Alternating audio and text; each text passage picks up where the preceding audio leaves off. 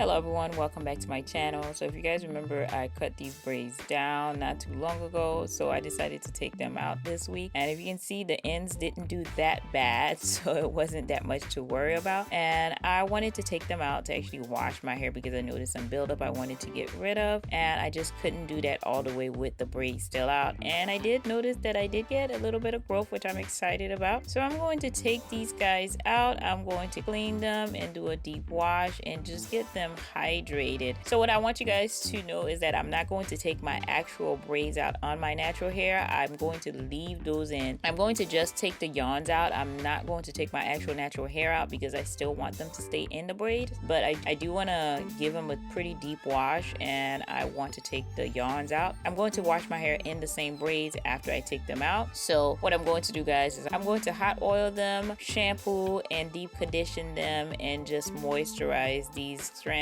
so I can make sure they're hydrated and they're ready to go and my roots are squeaky clean and healthy. So guys, let's get started.